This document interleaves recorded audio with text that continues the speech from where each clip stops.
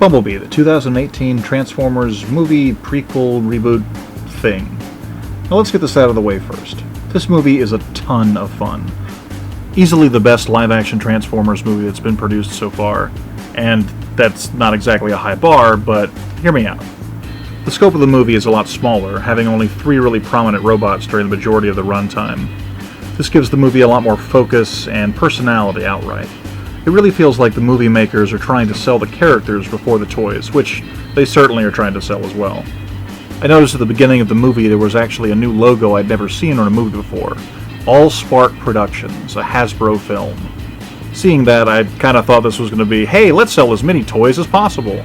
But it didn't feel that way at all. It actually felt genuine and real. Now, it's going to be kind of hard not to compare these to the other Transformers made by Michael Bay, so why bother?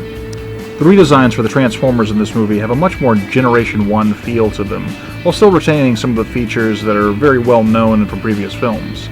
It's a good medium that leaves the designs feeling much sturdier and imposing than in previous movies.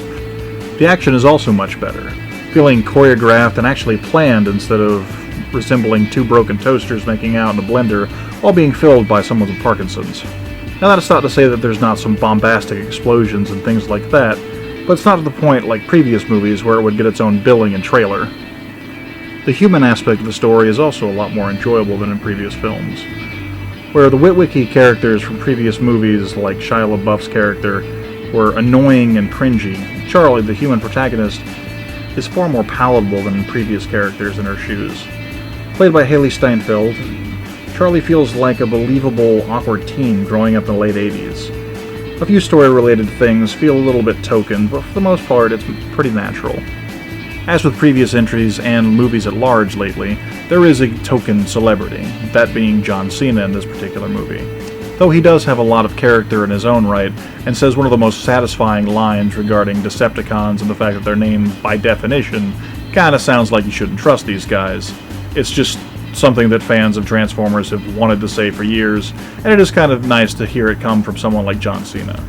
The movie has very good build-up and a very satisfying conclusion. I wholeheartedly and readily recommend this movie to anybody that's looking for a good time. It's available on Amazon Prime to stream as well as other streaming services, and you could probably find it in most retail shops for about $10. This has been an Uncommon review of BumbleBee. If you like this video, feel free to like and subscribe, or leave a comment below of something you'd like me to review in the future, or tell me about how awesome or completely horrendous you think I'm doing here.